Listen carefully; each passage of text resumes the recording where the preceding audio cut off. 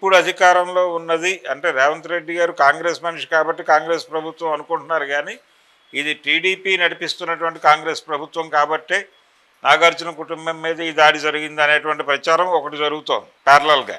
ఇలా రాజకీయ పరంగాను రకరకాలుగాను ఈ ఈ వివాదం కొండా సురేఖ వర్సెస్ నాగార్జున అనేటువంటి వివాదం అనేక షేడ్స్ అనేక రూపాలు సంతరించుకుని ముందుకెడుతున్నటువంటి విచిత్రం మనకు కనిపిస్తోంది ఇప్పుడు.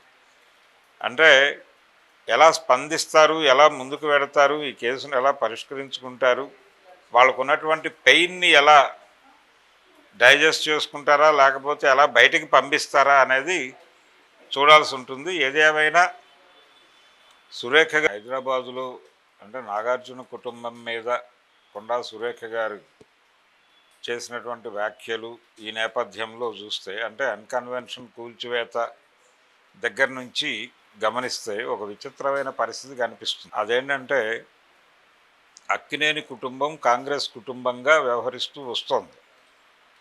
రెండోది హైదరాబాద్కి సినిమా పరిశ్రమ తరలింపు అనే కార్యక్రమంలో మొదటి అడుగు వేసిన కుటుంబం కూడా అక్కినేని కుటుంబమే. అక్కినేని నాగేశ్వరరావు గారు ఒక అగ్ర హీరోగా ఉంటూ ఆయన మెడ్రాస్ నుంచి షిఫ్ట్ అయ్యి హైదరాబాదులో మకాం పెట్టి నాతో సినిమాలు తీయదలుచుకున్నటువంటి నిర్మాతలు ఎవరైనా ఇక్కడే షూట్ చేయాలి అనే నిబంధన విధించిన తర్వాతే సినిమా పరిశ్రమ ఎంతో కొంత ఇక్కడికి వచ్చేటువంటి పని మొదలైంది, ఒక యాక్టివిటీ. ఆ తర్వాత సినిమా పరిశ్రమకు సంబంధించినటువంటి ఇన్ఫ్రాస్ట్రక్చర్ హైదరాబాదులో రూపకల్పన చేయటం వెనకాల కూడా అక్కినేని కుటుంబం పాత్ర తక్కువేం కాదు. అలాగే మొదటి నుంచి కూడా ఈ కుటుంబం కొంత కాంగ్రెస్ అనుకూలంగా వ్యవహరించడం మనకు తెలుసు.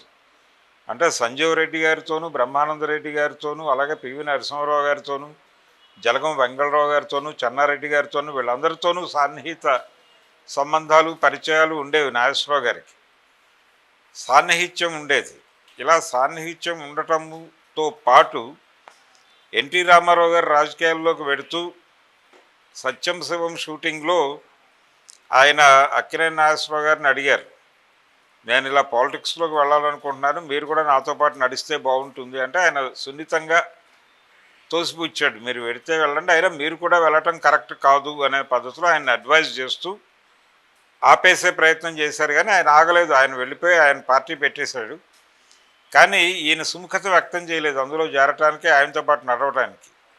కారణం ఈయన కాంగ్రెస్తో ఉండటమే. నిజానికి ఒక దశలో ఆయన మీద కొన్ని ఆరోపణలు ఉండేవి. అంటే ముఖ్యమంత్రులతో చాలా సన్నిహితంగా తిరుగుతూ నంది పురస్కారాలన్నీ తన సినిమాలకు వచ్చేటట్టు చేసుకుంటున్నాడు నాగేశ్వరరావు హైదరాబాదులో ఉండి అని ఇండస్ట్రీ మెడ్రాస్లో ఉన్న రోజుల్లో కొంతమంది సీనియర్ నటుల్లో అలాంటి అభిప్రాయాలు ఉండేవి. ఒకటి రెండు సార్లు ఒక సందర్భంలో మాత్రం ఎస్వి రంగారావు గారు సీరియస్గా దాన్ని మాట్లాడాడు ఓపెన్గా. అంటే హైదరాబాదులో ఉండి ఆ కాంగ్రెస్ పార్టీకి చెందిన నాయకులందరితోనూ సన్నిహితంగా ఉండి నంది పురస్కారాలన్నీ తన సినిమాలకి డైవర్ట్ చేసుకుంటున్నాడు నాగేశ్వరరావు అనే మాట ఆయన ఓపెన్గానే అన్నాడు. అది పేపర్లోకి వచ్చేసిన మాట.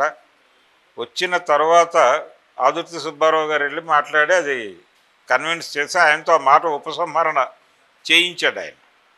అంటే ఇది ఏ కాంటెక్స్ట్లో జరిగిందంటే సుడిగుండాలు సినిమా చదరంగం సినిమా రెండు నంది పురస్కారాలకు పోటీ పడ్డాయి. సుడిగుండాలేమో అక్కినేని ఆదుర్తి నిర్మించినటువంటి సినిమా, చదరంగమేమో ఆయన ఎస్వీఆర్ డైరెక్ట్ చేసిన సినిమా, ఆయనే ప్రొడక్షను ఆయనే డైరెక్టర్ కూడా.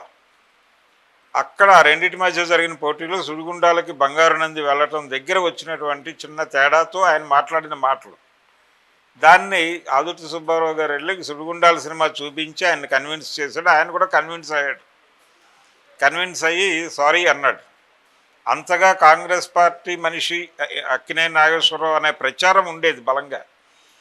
ఒకానొక సందర్భంలో ఇంకొక సినిమా నటుడు అనధికార పిసిసి అధ్యక్షుడు అక్కినేని నాగేశ్వరరావు గారు అనే మాట కూడా అనేశాడు. ఆ లెవెల్లో ఆయన కాంగ్రెస్ మనిషిగా ప్రపంచానికి ఒక బిల్డప్ ఉంది. అలాగే 89లో తిరిగి రామారావు గారు గెలిస్తే ఏమిటి పరిస్థితి అంటే అన్నపూర్ణ స్టూడియోస్ లోపల టింబర్ బోర్డు పెట్టి ఒక వివాదంలోనూ కేసులోనూ ఇరుక్కున్నటువంటి సందర్భం ఉంది అక్కినేని గారి జీవితంలో. ఆ సందర్భంగా 89లో రామారావు గారు ఓడిపోయారు. ఒకవేళ గెలిచుంటే ఏంటి పరిస్థితి అని అడిగితే ఒక ఇంటర్వ్యూలో నాగేశ్వరరావు గారిని,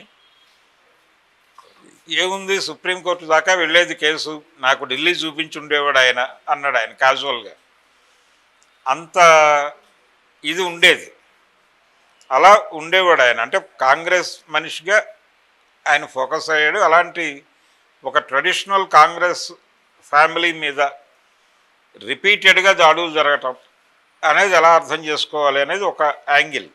ఎన్కన్వెన్షన్ వ్యవహారంలో ఆయన ఏమీ పెద్దగా స్పందించలేదు, అంటే వ్యతిరేకంగా ఓపెన్గా స్పందించలేదు. ఆయన ఇంటర్నల్గా ఏమన్నా బాధపడ్డారేమో అది పక్కన పెడితే బహిరంగ వేదికల మీద ఆయన ఎక్కడా కూడా దాన్ని షేర్ చేసుకునే ప్రయత్నం చేయలే.